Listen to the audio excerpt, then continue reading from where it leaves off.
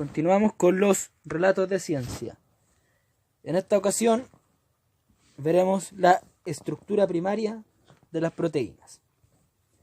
La estructura primaria, los aminoácidos están unidos por enlaces peptídicos para formar cadenas polipeptídicas.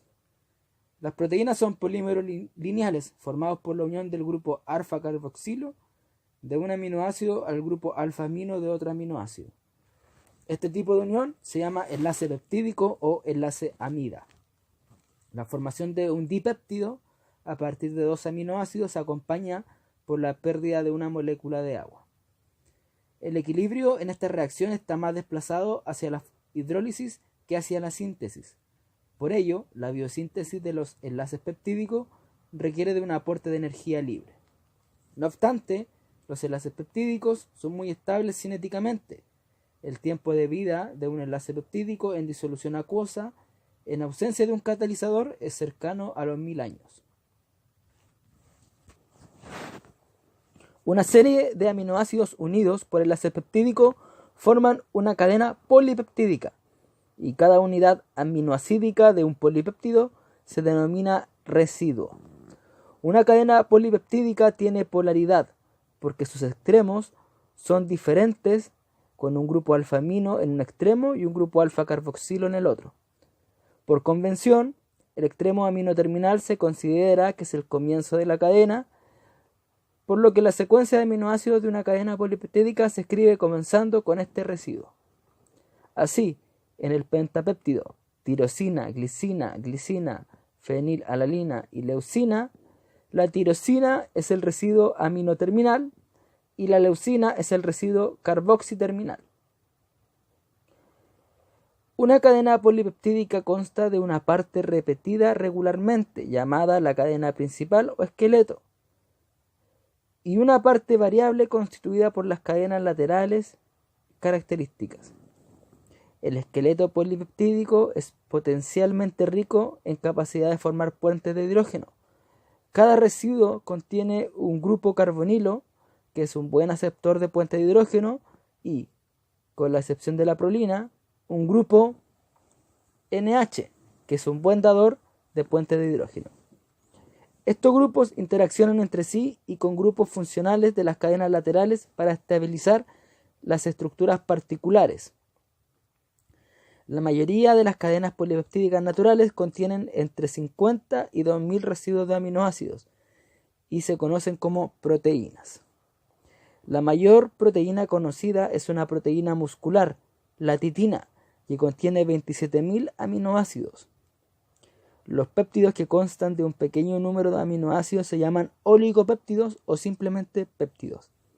El peso molecular medio de un residuo de aminoácidos es aproximadamente 110 gramos por mol, por lo que el peso molecular de la mayor parte de las proteínas está entre 5.500 y 220.000 gramos por mol. Nos podemos referir también a la masa de una proteína, que se simboliza en unidades de Dalton. Un Dalton equivale a una unidad de masa atómica. Una proteína con peso molecular de 50.000 gramos por mol tiene una masa molecular de 50.000 Dalton o 50 kilodaltons. En algunas proteínas la cadena polipeptídica lineal posee enlaces transversales. Los entrecruzamientos más habituales son los puentes disulfuro, que se forman por la oxidación de un par de residuos de cisteína. El conjunto resultante de la unión de dos cisteínas se llama cistina. Las proteínas extracelulares tienen a menudo varios puentes disulfuro, mientras que las proteínas intracelulares normalmente no las tienen. En ocasiones se puede encontrar en algunas proteínas enlaces entrecruzados no disulfuros originados por otras cadenas laterales. Por ejemplo, las fibras de colágeno en el tejido conjuntivo se refuerzan de esta forma, al igual que los coágulos sanguíneos de fibrina. Las proteínas tienen secuencias de aminoácidos específicas determinadas por los genes. En 1953, Frederick Sanger determinó la secuencia de aminoácidos de la insulina, una hormona proteica. Este trabajo supuso un hito en la bioquímica, porque demostró por primera vez que una proteína tiene una secuencia de aminoácidos definida con precisión. Además, demostró que la insulina consta solamente de L aminoácidos unidos por enlaces peptídicos. Este logro estimuló a otros científicos a realizar estudios de secuencias en una amplia gama de proteínas. De hecho, en la actualidad se conoce la secuencia completa de aminoácidos de más de 1 millón de proteínas. El hecho excepcional es que cada proteína tiene una secuencia de aminoácidos única y definida con precisión. La secuencia de aminoácidos de una proteína se conoce a menudo como su estructura primaria. Una serie de ingeniosos experimentos realizados a finales de los 50 y principios de los 60 demostraron que la secuencia de aminoácidos de las proteínas estaban determinadas genéticamente. La secuencia de nucleótido del DNA, la molécula de la herencia, codifica una secuencia complementaria de nucleótidos en el RNA, la cual, a su vez, especifica la secuencia de aminoácidos de la proteína. En particular, cada uno de los 20 aminoácidos de la colección está codificado por una o más secuencias específicas de 3 nucleótidos. Conocer la secuencia de aminoácidos es importante por varios motivos. Primero, el conocimiento de la secuencia de una proteína es normalmente esencial para averiguar su mecanismo de acción. Por ejemplo, el mecanismo catalítico de una enzima. Además, se puede generar proteínas con nuevas propiedades variando la secuencia de proteínas conocidas. Segundo, la secuencia de aminoácidos determina la estructura tridimensional de las proteínas. La secuencia de aminoácidos es el enlace entre el mensaje genético del DNA y la estructura tridimensional que desempeña la función biológica de la proteína. El análisis de las relaciones entre la secuencia de aminoácidos y la estructura tridimensional de las proteínas está descubriendo las reglas que gobiernan el plegamiento de las cadenas polipeptídicas. Tercero, la determinación de la secuencia es un factor importante de la patología molecular, un área de la medicina que crece rápidamente. Las alteraciones de la secuencia de aminoácidos pueden producir funciones anormales y provocar enfermedades, algunas enfermedades graves y a veces mortales, como la anemia falciforme. Cuarto, la secuencia de una proteína nos revela mucho sobre su historia evolutiva. Las proteínas se parecen en su secuencia de aminoácidos solamente cuando tienen un antecesor común. En consecuencia, los sucesos moleculares de la evolución se pueden indagar a partir de las secuencias de aminoácidos. La paleontología molecular es un área floreciente de investigación. Las cadenas polipeptídicas son flexibles aunque están restringidas en su conformación. El examen de la geometría del esqueleto de una proteína revela varios rasgos importantes. Primero, el enlace peptídico es esencialmente plano. Por lo tanto, por cada par de aminoácidos unidos, 6 átomos están en el mismo plano. El átomo de carbono alfa, el grupo carbonilo del primer aminoácido, el grupo amino y el átomo del carbono alfa del segundo aminoácido. La planaridad del enlace se explica por la naturaleza del enlace químico. El enlace resuena entre un enlace sencillo y un enlace doble. Debido a este carácter de enlace doble, evita la rotación a su alrededor y restringe la conformación del esqueleto polipeptídico. Este carácter de doble enlace también se ve en la longitud del enlace entre los grupos carbonilo y amino. La distancia del enlace carbono-nitrógeno en un enlace peptídico es normalmente de 1.32 Armstrong, que está entre los valores esperados para un enlace carbono-nitrógeno sencillo, que es de 1.49 Armstrong, y un enlace carbono-nitrógeno doble, que es de 1.27 Armstrong. Finalmente, el enlace peptídico no tiene carga, lo que permite a los polímeros de aminoácidos unidos por enlaces peptídicos formar estructuras globulares fuertemente empaquetadas. Un enlace peptídico plano tiene dos configuraciones posibles. En la configuración trans, los dos átomos de carbono alfa están en los lados opuestos del enlace peptídico.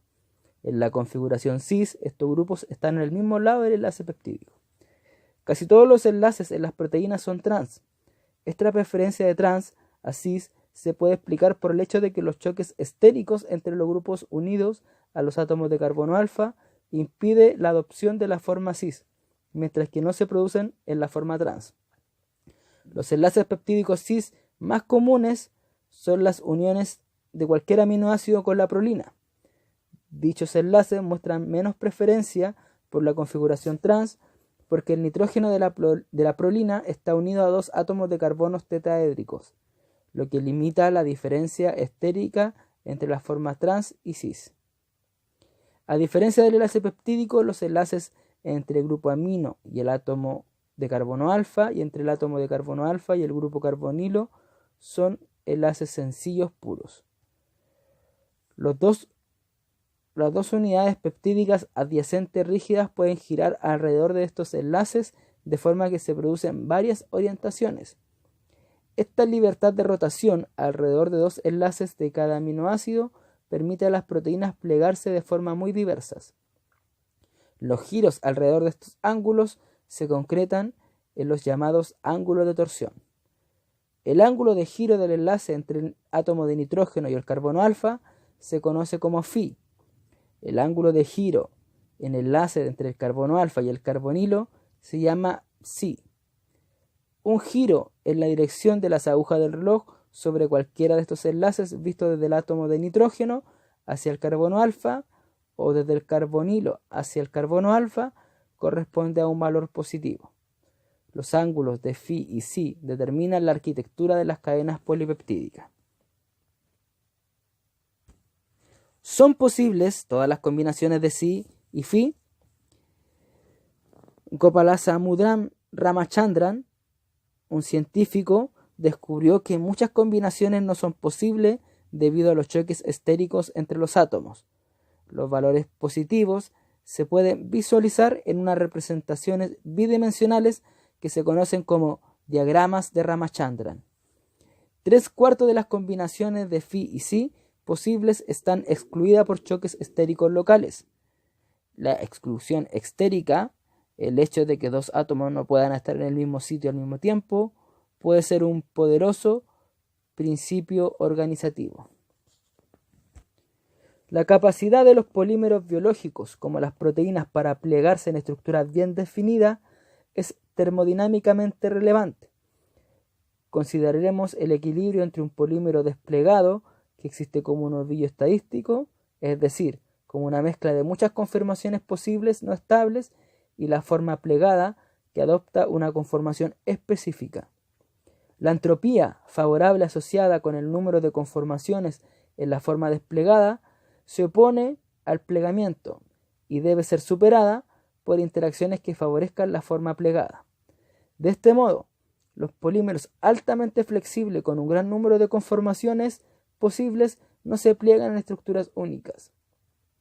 La rigidez de la unidad peptídica y los límites de los ángulos de enlace phi y psi limitan el suficiente número de estructuras posibles para que la cadena proteica desplegada se pliegue.